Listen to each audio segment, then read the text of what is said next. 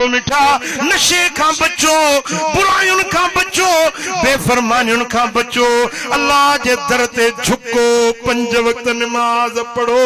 नमाज मुसलमान जी निशानिया, नमाज मोमिन जी अलामता, नमाज जन्नत जी कुंजिया, नमाज बेहश्त जो सर्टिफिकेट।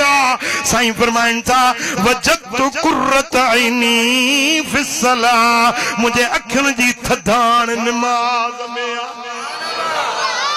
साईं फरमाइन था मुझे उम्मती जी नमाज पढ़ंदो आ न, मुझे अखियूं ठरी पवंदियूं।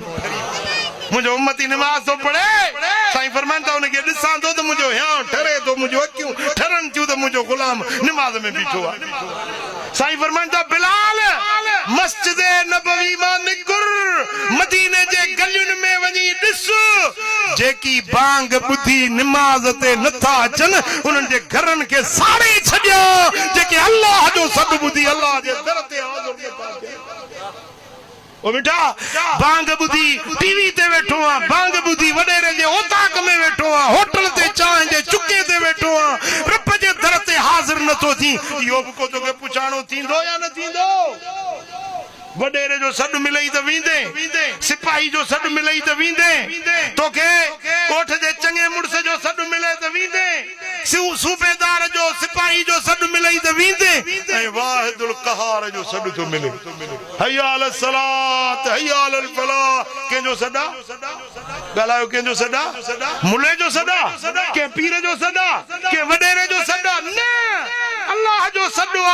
ओ मिठा अल्लाह जे सॾ ते आ, अल्लाह जे घर में आ, मस्जिद सां दिल लाए। मस्जिद साईं फरमाइन था जंहिंखे मस्जिद में ईंदे वींदे ॾिठो, मस्जिद ठाहींदे, मस्जिद जी सेवा कंदे ॾिसो, तव्हां गवाही ॾियो त इहो मोमिन आहे। मस्जिद जेको ठाहे न, साईं फरमाइन था मन बना मस्जिदन बनल्लाहु तआला कसरन फिल जन्नह, जेको मस्जिद में घर तो ठाहे भली पखीअ जे आखेरड़े जेतिरो मस्जिद ठाहे, अल्लाह उन जे लाइ सोन जी माड़ी जन्नत में ठाहे थो। जे मस्जिद तूं सिरुन जी या बिलाकन जी या सीमट बजरी जी ठाही, तोखे सोन चांदी जी जन्नत जी माड़ी मिले, सौदो सस्तो आ या महांगो आ? तव्हांजे ॻोठ में मस्जिद ठहे थी, उनजी ख़िदमत कयो, मस्जिद तामीर कयो, मस्जिद जा पंधड़ा कयो।